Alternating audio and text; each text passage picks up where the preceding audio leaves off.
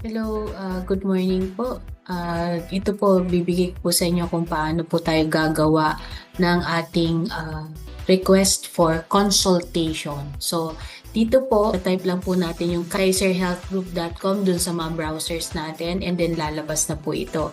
Pag lumabas po ito, pipindutin po natin yung diagnostic referral form request.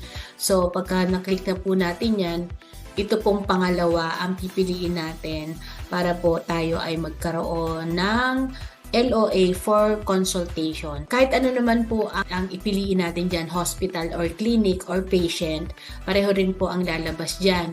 Meron po tayong pangalan, ayan po, first name ilalagay po natin dyan, last name at saka po yung email address. Cellphone number po, kailangan na ilagay natin siya. Yung policy number po, kailangan din natin ilagay. Date, Monday, 13. Pinamamalit po.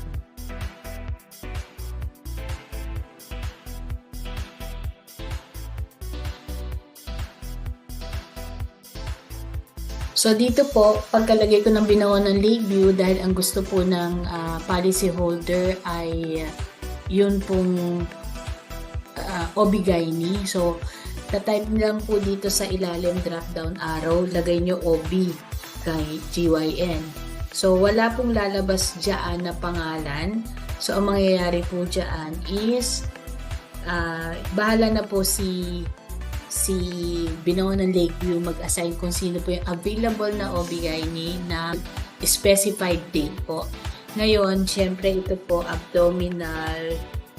Yan lang po ilalagay natin. And sa area po na to, ang i-attach natin is yung valid ID at saka po yung health card. So, pag na-attach na po natin dyan, magsasign po tayo dito. And pagkatapos pong pirmahan, click lang po yung submit form. Okay, so na-allow po tayo dito na ma-check po natin yung mga detalyeng nilagay natin. Okay po ba yan lahat?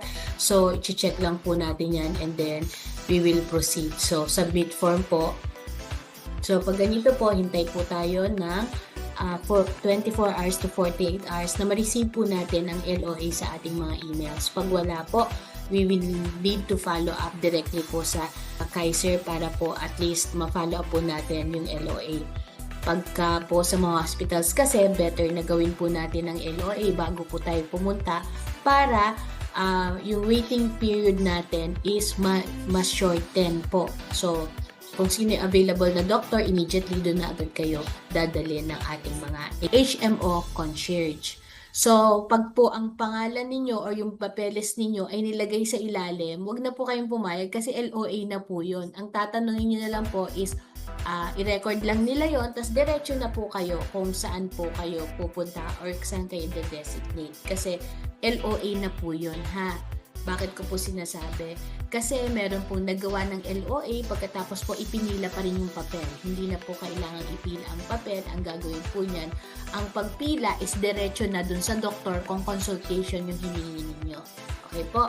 So kung may question po is let us know para po at least mag-guide po namin kayo. Yan lang po at maraming salamat.